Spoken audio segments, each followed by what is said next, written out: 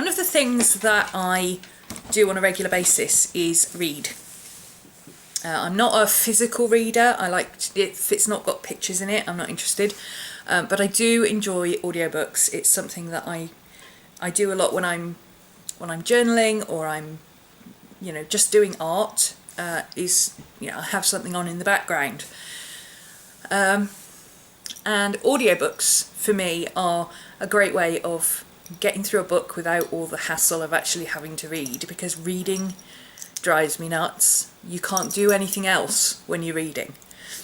And I'm not that kind of person. I like to be doing 3 or 4 things at once. So one of the things I've been doing this year is the ARC group, Artful Readers Club, run by Darcy Wilkinson over at Art and Soul. I'll put the link down there. We're halfway through the year, obviously. We're in July, August book time. So we've already read at least 6. Some of us have read more. And every month we do a review of the book we've read, and then we do some art about it. Well, I actually do the art while I'm reading the book, because I'm listening to an audiobook, so as something catches my attention in the book, I'll draw it. Or, if I stop reading at some point and a particular scene has caught my eye, or a particular image comes to mind, then I will put that down. So what month am I in? I think I'm in June. I think I'm a month behind still. I'm not sure, honestly. This could be June or it could be July. Check the title for the correct month, because honestly I don't know. I got a bit messed up. My book for the month is Joyland by Stephen King. I really enjoyed this book, I have to say.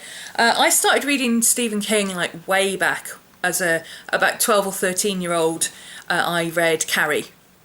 Anyway, my dad read Carrie, and he thought I'd really like it because I was a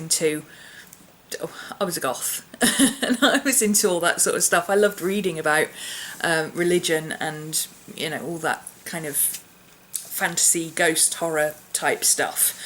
And it was a shared interest of ours. So my dad read it and he said, I think you'd enjoy this.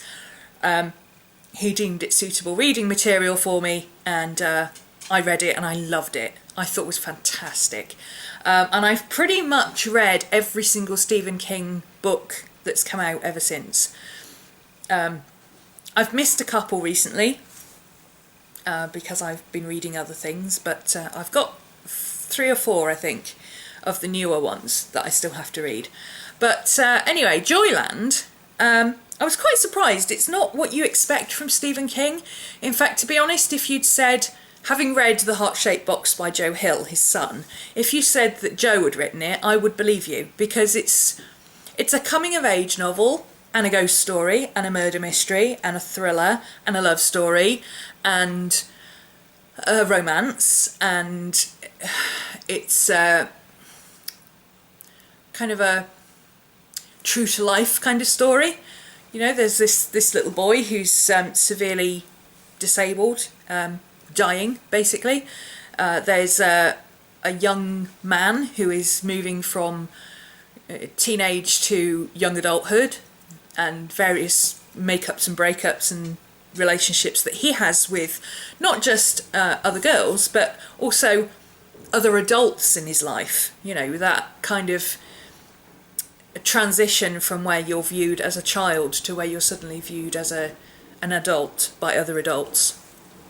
All set in Joyland, which is a carnival kind of fun park type place.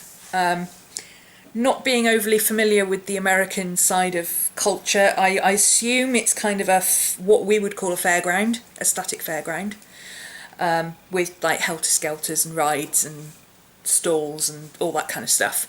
But it's not horrific in any way. If somebody's looking to get into Stephen King and see what his writing is like, but doesn't necessarily like horror, then this might be a good introductory sort of book, because I think first and foremost, obviously it's a ghost story, but it's a coming of age novel. in a similar vein almost to Jack Kerouac's On the Road, you know, where it's very much from a single point of view, starting off in a very naive place to a very much more enlightened place as you get to the end of the book. And it's no more, in terms of like graphic content and language and stuff, it's no worse than if you sat and watched an episode of CSI or something like that, with the exception that it mentions a ghost. But it's not a frightening ghost, it's a nice ghost. Kind of. It's kind of a nice ghost, but it's not a nice, particularly nice story. I'm trying not to give too much away. Actually, you find out at the very beginning that the ghost is a little girl, so it's not giving anything away to say that, because that's, you know, right from the beginning you find out that the little girl is a ghost. So that won't be a surprise. I'm not going to give you any more away than that, because you find out gradually, but you know, just to make sure that if you're not sure about ghosts, you know, because there's a big difference between like your paranormal activity type of poltergeist demon ghosts and, you know, the others, which hopefully people have seen and understand what I mean by that kind of ghost. There's nice ghosts and there's not nice ghosts, and she's quite a nice ghost. She doesn't really feature in it very much, except that she's there. It's much more about the mystery and this guy learning about the world through finding out what happened to her, I suppose is the way you'd say that. It's not very hard going, it's quite easy to read. There's not, I don't think there's any bad language in it as such. No worse than you'd hear generally around, you know, there's no major cussing and swearing or anything. I wouldn't necessarily give it to anybody under 13 to read, unless you'd read it yourself, but you know, like I say, teenagers sort of, it's not PG, but you could certainly rate it a 12, I would have thought. I'm not an expert. If you have kids, I would assume that you read what they read before you give it to them. So, yeah, I enjoyed it. I thought it was good. Can't give too much away, but the character development was interesting, especially the central character. It's kind of like that coming of age yourself, where you go from sort of high school to the other side of college, wherever that may be, and you make this huge leap in a very short space of time, and you don't realise you've made that huge leap until you go back to where you came from and you think, my God, you know, that was me just a couple of years ago and now I'm a completely different person. And that's kind of the same thing happens to the main character. He starts off as this very naive, nerdy teenager, and he becomes a young man with confidence and, you know, a sense of what's morally right and wrong and what is okay and what isn't. So it's very much about personal growth, but at the same time you could completely ignore that side of it and concentrate on the ghost story, because he does, one of the things that Stephen King is extremely good at is setting the scene, and he takes a long time to set the scene, and I do mean a long time. It is a murder mystery, because you spend the first 3/4 of the book just setting the scene, really, for what happens next. In that respect, it's actually a bit like The Great Gatsby, which I read last month, which, you know, absolutely nothing happens until the very last bit of the book, and then you're like, oh! Joyland is a little bit the same. Everything's already happened, and then there's this long pause of expectation before the ultimate, you know, we found out what happened, here we go, here's the resolution.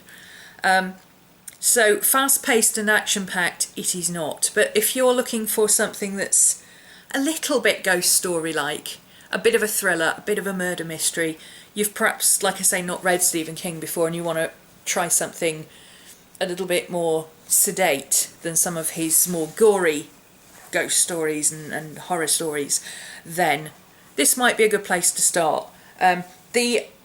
I actually almost didn't read it because the cover work, I don't know if you can see that, but the cover work for the book it actually makes it look like it's really creepy, like really seriously creepy. You expect it to be like, you know, killer clowns from outer space kind of thing, running around with big machetes and stuff. I almost didn't read it because that kind of thing, no.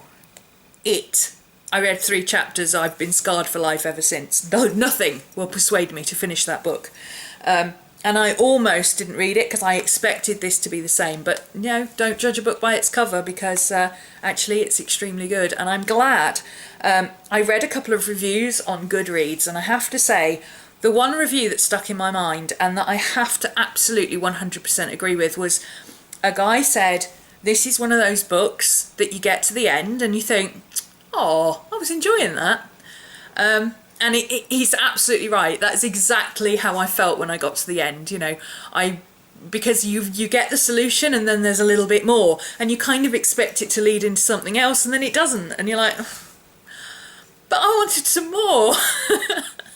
So yeah, I agree with that. It is definitely one of those books that leaves you thinking, oh, I was really enjoying that, and you're sad that it ends. So the reading in it actually was very good. I'm not sure who the narrator is. Let me just see if I can get the information. I'm never quite sure how to get the information on this. Audible's app is a bit confusing.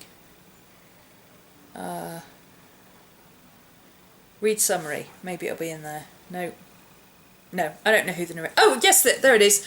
Narrated by Michael Kelly. I don't know who Michael Kelly is, but he had quite a nice voice. It was quite pleasant to listen to. I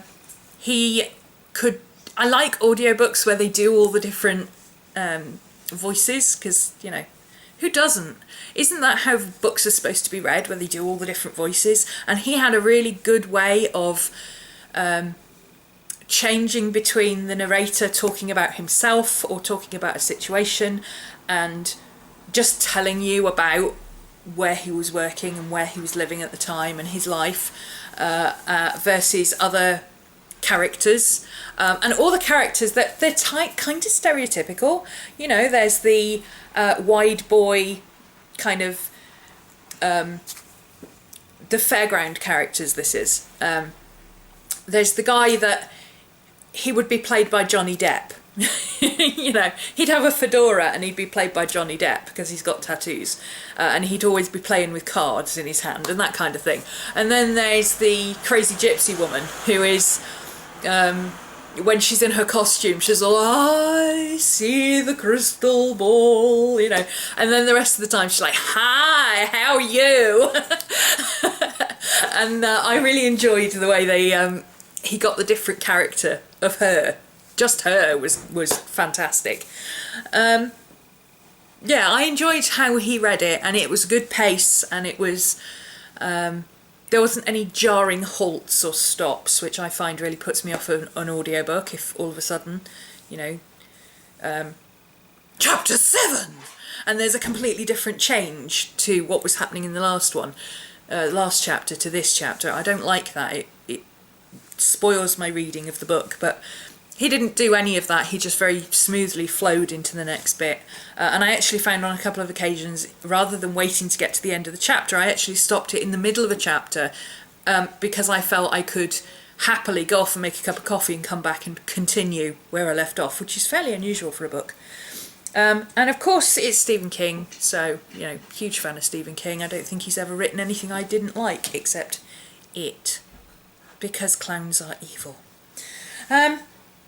So, yes, that's my Artful Readers Club review for this month. I will give you a quick view of my artwork that I did for it, which is this. And it is, you probably can't see very well. I'll put it on the blog, obviously. Oh, whoops, I hit play by accident. You probably can't see it very well, but it's there's a cliff by the seaside and a pier, and there's people. There's the little boy in his wheelchair. There's the narrator of the book flying a kite. There's the little boy's dog, the little boy's mother. They're sitting having tea at the end of the pier. There's Joyland up here with the big wheel. The Ferris wheel is a key point in the story. The Helter Skelter is a key point in the story.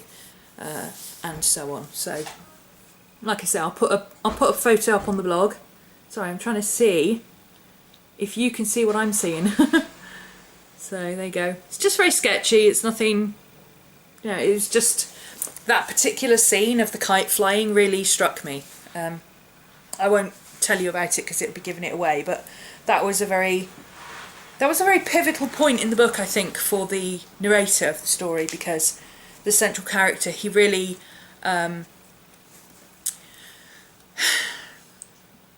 there's a saying that childhood ends the moment you know you're going to die, and I think for him that point is when he realises that, you know, death is not just some mythical thing that happens to other people that you don't know. It's something that is very real, and can happen to anybody at any time.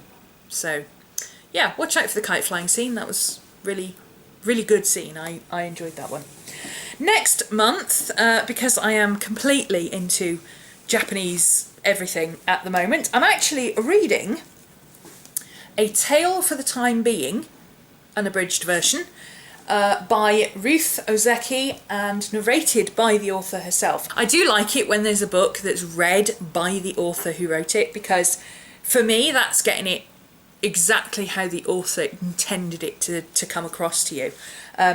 And she's got a very pleasant voice to listen to, so I'm really enjoying that at the moment. I'm only on chapter 2, so I'm not going to tell you too much about it because that will be next month's review, but I am, yeah, I'm quite impressed with it. I'm 2 chapters in and I'm already wanting to get on and read some more, so that's what I'm going to do. And I will see you again next month for another book review. Bye!